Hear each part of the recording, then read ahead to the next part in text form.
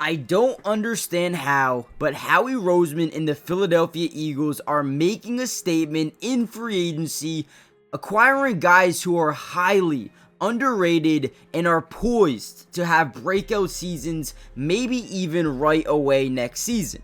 And what I wanted to do in this video was break down a couple of players I think the Eagles not only got that are going to be good, but I think could be dominant in year one under this new Philadelphia Eagles coaching staff. And with that being said, let's just dive in.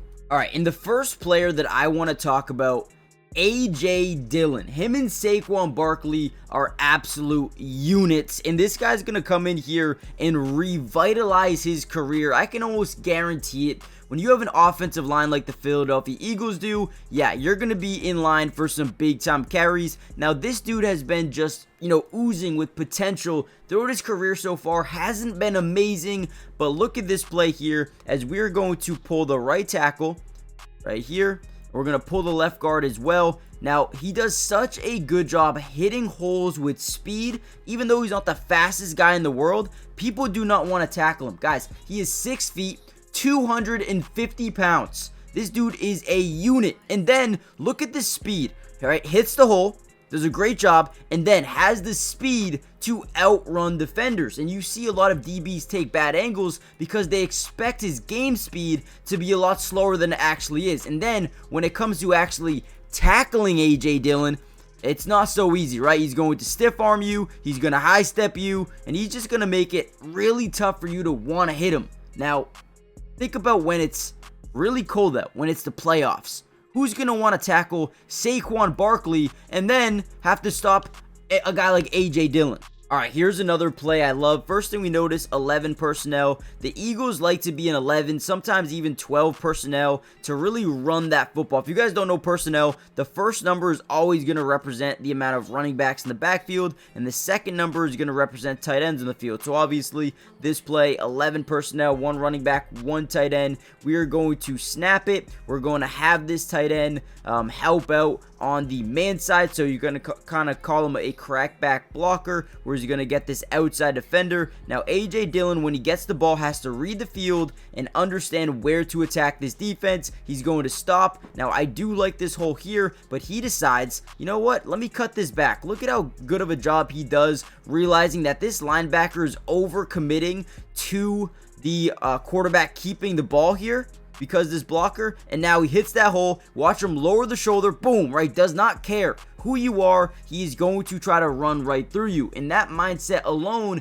is something I absolutely love here for the Philadelphia Eagles going forward. Now having a guy coming in spelling Saquon Barkley, and then don't forget you have Will Shipley as well. This is a dream fit for AJ Dillon as he tries to revitalize his career and prove he's an NFL running back, which I believe he is. But the Eagles and Howie Roseman did not stop there. Outside of adding a running back, they also added an edge rusher that I really like, and you guys are going to really like him too. Now, former New England Patriot, but more importantly, formerly of the Kansas City Chiefs, who you guys just beat in the Super Bowl, Uche is a very athletic, I mean, you could tell from this play alone, this dude's got a real tempo to him, where look at Jalen Hurts, who's a good, athletic, fast quarterback. Look at Uche trace him down or track him down and basically lose a yard. He gets credit for a sack on this play, but I really want to, specify the importance of Josh Uche and what he's going to mean to this football team.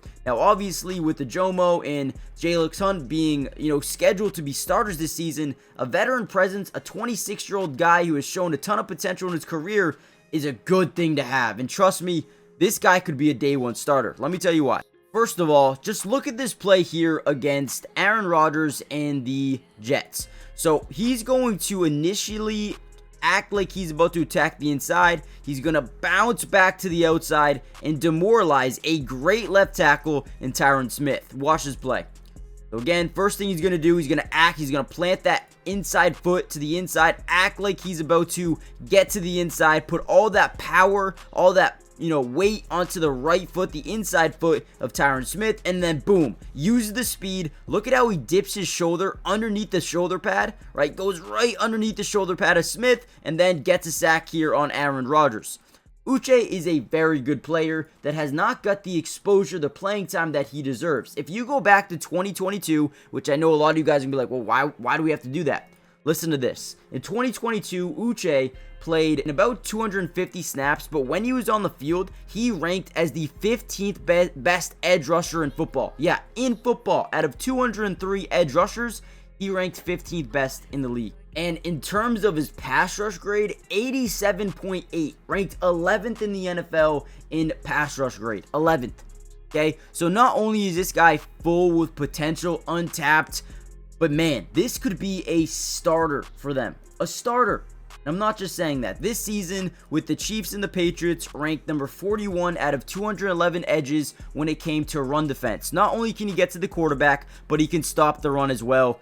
The Eagles and Howie Roseman just continue to find ways to find steals. Now, real quickly, before we deep dive any further into the video, there's a couple of guys I also want to bring up. One being Kenyon Green. Now, you guys might not like that trade, I get it, but I do want to talk about him just a little bit. Before we get to that, though, do me a big time favor, hit the like button if you're new, if you're enjoying the video so far, if you want more of these breakdowns, make sure you guys hit that like button. Sorry, I know you guys couldn't see that, but also, and more importantly, subscribe to the channel if you're new. It is free, it doesn't cost anything, and we will be breaking down the Philadelphia Eagles throughout the entirety of this season. Everything you need to know, we got you guys covered. It's free, doesn't cost anything. Let's go, join the family. All right, let's talk a little bit about Kenyon Green. And I know a lot of people hated this trade, and unfortunately the Eagles and Howie Roseman knew they weren't going to be able to afford CJ Gardner-Johnson, right? Let's just be honest.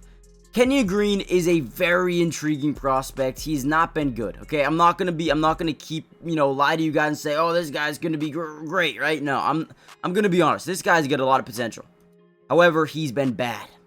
Now, look at this play here. He's going to initially block. He's gonna wait for his teammate to get onto the block, and then he's gonna reach the second level.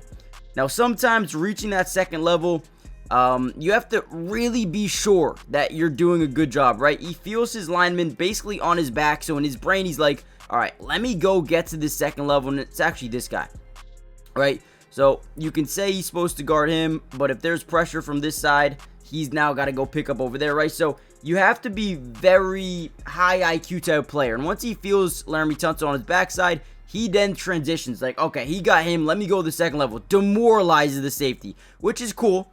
Right, but ultimately, the guy he was originally blocking makes the tackle. Now, if Tunsil blocks him still, then this is probably a big-time play. Let's be honest here. But, it's really tough because Kenyon Green has all of the capabilities, all the traits that you would want in an offensive lineman.